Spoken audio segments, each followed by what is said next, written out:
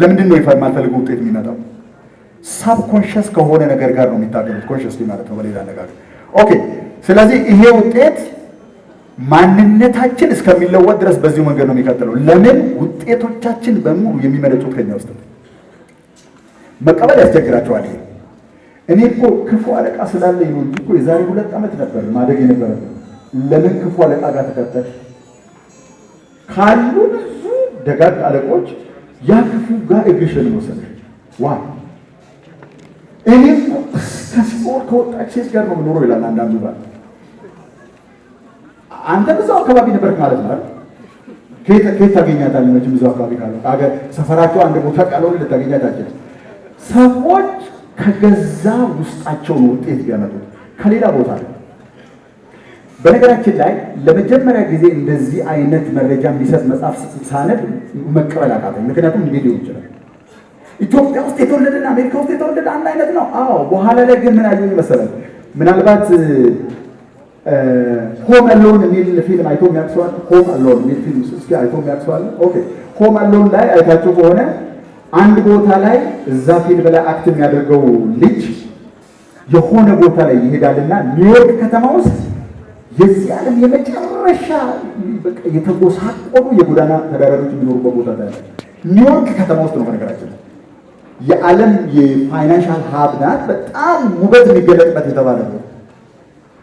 ኒውዮርክ ውስጥም እንደዛ የሚኖሩ ሰዎች አሉ። አዲስ አበባም ውስጥ ሌላ ዓለም ላይ እንደማይኖር የሚኖሩ ሰዎች አሉ። ኢትስ ኖት ዘ ፕሌስ። ኦኬ። ስለዚህ ይሄን አይደንቲቲ ካለወጥን ህይወታችን በዚህ መንገድ ነው የሚለወጠው ማለት ነው። ሰው ወደ ራሱ መለስ ብሎ ውስጡ ያለውን ፕሮግራም መለወጥ ያስፈልጋል። እሱ እናያለን። ኦኬ። ይሄን ተመልከቱ። አዲስ የተወለደ ምንም የማያውቅ ህፃን ነው ብለን እናስብ። ይሄ ህፃን ግን የሚወለደው ዝንጀሮች መካከል አለ፣ ሰዎች መካከል። ያ የሚወለድበትን ማህበረሰብ ኮሌክቲቭ ማይንድ ባህል ብለን የምንጠራው አስተሳሰብ፣ ሁሉ ነገር እሱ ተደምሮ አንድ ላይ ማህበረሰቡ የሚያስብበት መንገድ ነው ብለን እናስብ። ይሄ ህፃን የማህበረሰቡ ቀለም ነው የሚወስድ። ዳትስ ኢት። ለዚህ ነው መለወጥ በጣም ያስቸግር። ኦኬ። ያ አይደንቲቲ ከወሰድነው በኋላ አይደንቲቲያችን ነው ውጤት የሚያመጣለን። መረዳት የሚገባን ነገር አይደንቲቲ አስበን የምናስወግደው ወይም አስበን የምናደርገው ነገር አለ፣ ስንኖረው ራሳችንን የምናገኘው ነገር። ስለዚህ ሳብኮንሽስ ነው ማለት ነው። ይሄ አይደንቲቲ ደግሞ በተራ ውጤት ያመጣለን። ገቢያችን የሚመጣው ከምንሰራበት መስሪያ ቤት ውስጥ አይደለም፣ ከምንኖርበት አገር ውስጥ አይደለም። የኛ ገቢ የሚመጣው ለራሳችን ካለን መልክ ውስጥ ነው። ሰዎች በደለሳቸው እንዲህ ነኝ አእምሯቸው አያውቁትም እንጂ የህይወታቸው ውጤት ያሳያል። እምነታችንን የሚያሳየው ውጤታችን። ስለዚህ ይሄን ውጤት አውቶማቲክ የሆነውን የተገለጠውን ውጤት ለመለወጥ ይታገላሉ ሰዎች ማለት ነው። ከውጤት ጋር መታገል አይለውጥም። ይሄን በእርግጠኛ ሆኜ እነግራቸዋለሁ። አሁን ገቢያችንን ብቻ ማሻሻል ችግራችንን ይፈታል ብለን ብናስብ ወይ 2 ቦታ መስራት ወይ አዲስ ትምህርት መማር ወይ እንደዛ ይመስለናል። ብታደርጉትም ያን ችግር አትፈቱት። በመጀመሪያ ደረጃ ሰው ከገንዘብ ጋር ያለው እንደመነፍሳው ስነልቦናዊ ፓተርን መለወጥ ያስፈልጋል። እንግዲህ ከጊዜ አንጻር እሱን ነገር እንዴት እንደሚሆን ላሳያችሁ አልችልም።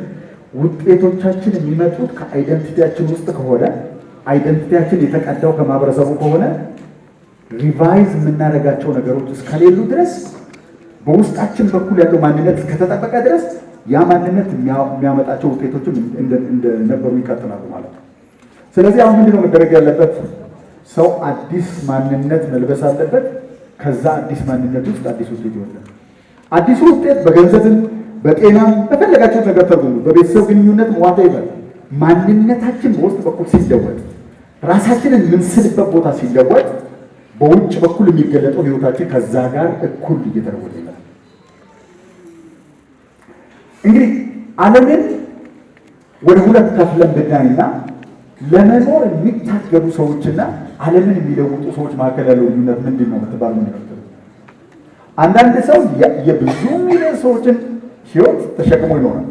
አንዳንዱ ሰው የገዛ ራሱን የሚቀጥለውን ሚል ለመስራት የሚቀጥለውን እራትና ምሳ ለማግኘት ይታገላል። ሁለቶቹ መካከል ያለው ነገር ምንድን ነው?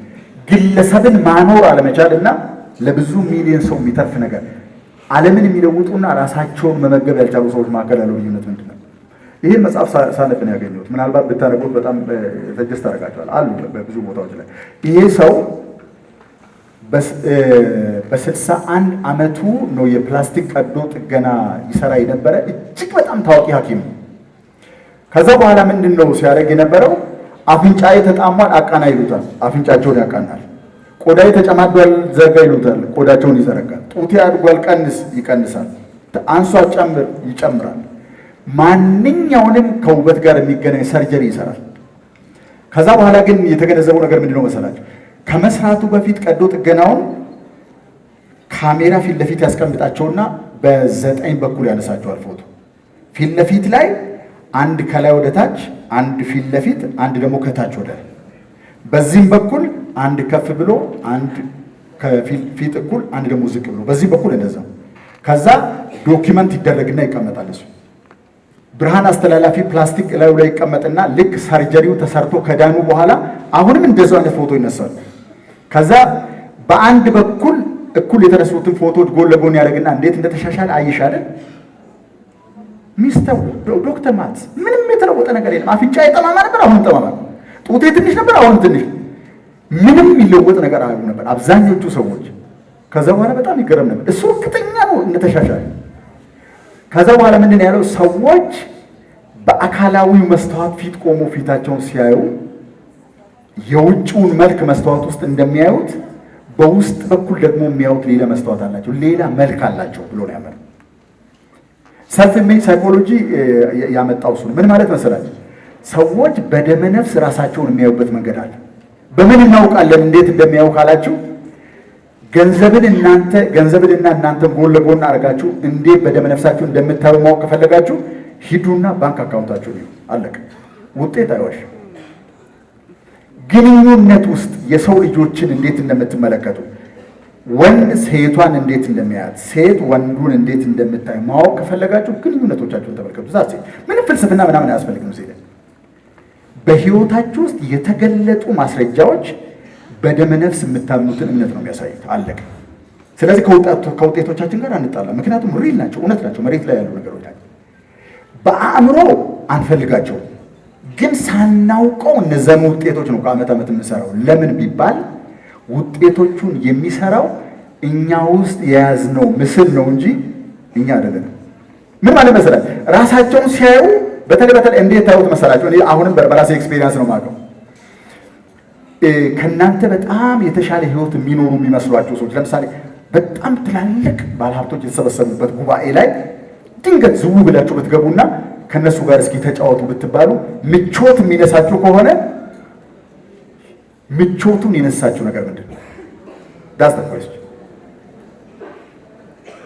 ህይወትን የምናየው በደመ ነፍስ ነው። ማለት ምን ማለት መሰላችሁ? አናውቀውም እንጂ በዛኛው መንገድ ነበር ራሳችን ልክ እንደማይገባን አድርገን ነበር የምንመለከተው ማለት ነው።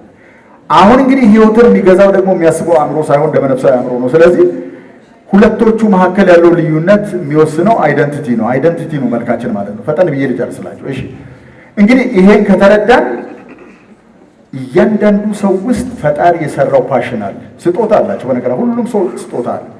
ያን ስጦታ ማህበረሰቡ ውስጥ ካሉ ችግሮች በአንዱ ላይ ቁጭ ብሎ ኢምፕሊመንት ቢያደርግ፣ እሴት ቢፈጥር፣ የዓለምን ችግር የሚፈታ ነገር ወደ ገበያ ብታመጡ፣ ምናልባት ካፒታል የለኝም ምናምን ልትሉ ትችላላችሁ። አሉ መንገዶች። ያን ማድረግ ብችሉ እያንዳንዱ ሰው የብዙ ሚሊዮን ሰዎችን ችግር የሚፈታ ነገር ውስጡ ይዟል። ራሱን ያወቀ ሰው ውስጡ ያለውን ፓሽን ማየት ይችላል። ፓሽኑን ያየ ሰው በሌሎች ሰዎች ህይወት ውስጥ ያሉትን መዓት ችግሮች ማየት ይችላል። ችግሩን የሚፈታ ነገር ወደ ገበያ ያመጣችው ቀን ህይወታችሁ ፎርዋንስ ነው የሚለወጠው። ዳሴ ቅድም እንደነገርኳችሁ ከገንዘብ ላይ አይናችንን አንስተን እሴት ወደሚፈጥር ነገር ስናደርግ ገንዘቡን ውሎ አድሮ ማግኘታችን የማይቀር ነገር ይሆናል ማለት ነው። ባጭሩ እንደዚህ ነው። አንድ ሰው ስጦታ ካለው በተሰጠው ስጦታ የሌላን ሰው ችግር ከፈታና ህይወቱን ካሻሻለ ቫልዩ ከፈጠረ ማለት ነው። በሌላ አነጋገር በዚህ ዓለም ላይ መኖር የሚፈልገውን የትኛውም ነገር ማድረግ ይችላል። አሁን ለምሳሌ በዚህ ሰዓት እያገለገልኳቸው ነው። ምንም የምሰጣችሁ ማቴሪያል የለም እንደምትገነዘቡ። እንደዚህ ሰዎች ፊት ቆሜ ደስ የሚለኝን ነገር ሳካፍል ሰዎች ገንዘብ ይከፍሉ። ደስ የሚለኝን ነገር እየሰራው ስራ እየሰራው ሳይሆን የጨዋታ አይነት ነገር እያደረኩ እንጆይ እያደረኩ ሰዎች ለዚህ ለማድረገው ነገር ገንዘብ ይከፍላሉ። ያ ማለት ምን ማለት ነው? ፓሽኔን ለሰዎች ችግር በሚፈታ መንገድ ፓኬጅ ሳደርገው ያ ነገር የሰዎችን ህይወት የሚፈታ ቫልዩ ስለሆነ ችግሮችን እየፈታን በሄድን ቁጥር የምንፈልገውን ዋጋ ማግኘት እንችላለን ማለት ነው። ባጭሩ የተሟላ የኢምፓክት ህይወት ማለት ባለን ተሰጥኦ የምንፈጥረውን እሴት ፈጥረን የሰዎችን ችግር ከፈታን የተሟላ ህይወት መኖር እንችላለን። that's life of impact። አሁን እንግዲህ ኢትዮጵያ ውስጥ አጠር ጊዜ አለን። ኦኬ ጥያቄ ልጠይቃችሁ። 130 ሚሊዮን አካባቢ አለ ብለን እናስብ። ኢትዮጵያ ውስጥ ተጨባጭ ነገር ነው የምነግራችሁ።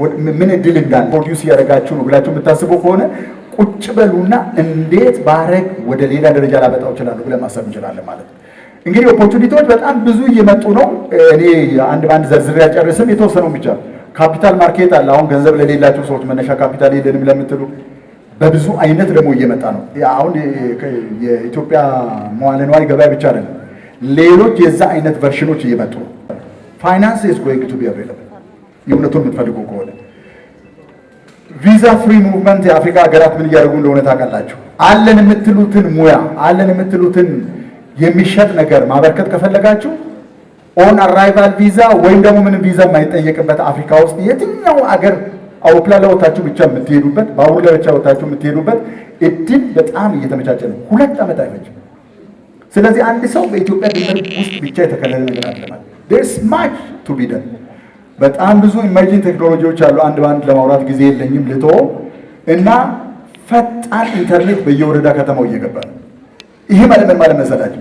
የትኛውም ሰው ወረዳ ከተማ ውስጥ ሆኖ ግሎባል ቢዝነስ ማካሄድ ይችላል። እኔ አሁን ከአዲስ አበባ ወጣው አልወጣው ምንም ማተር የሚያደርገኝ ነገር የለም። ኢንተርኔት ያለበት የትኛውም ቦታ ሄጄ ማገለግላቸውን ሰዎች ማገልገል ኢትዮጵያ ውስጥ ከኢትዮጵያ ውጭ ያሉትን አሁን እንደምናደርገው። በነገራችን ላይ እናንተ የምታዩት የፊት ለፊቱን ነው። በጀርባ በኩል ደግሞ የምናገለግላቸው ሰዎች አሉ። ገንዘብ ከፍሎን የምናገለግላቸው ሰዎች አሉ። የእውነት የሰዎችን ህይወት ለውጬ የኔን ልለውጥ ብሎ ለሚያስብ ሰው ብዙ እድል እየመጣ ነው በብዙ አይነት መንገድ። ስለዚህ እንግዲህ ይሄን አንድ በአንድ እያወራን ብንቀጥል ጊዜ የምነግራችሁ ነገር ግን ምንድነው፣ በትልቁ አልሙ፣ አእምሯችሁን ወጣ አድርጉና እስኪ ሌላ እድል ምናልባት ቢኖር ብላችሁ ማሰብ ጀምሩ። ኔጌቲቭ ነገር ከሚነግሯችሁ ጓደኞቻችሁ ጋር ተለያዩ።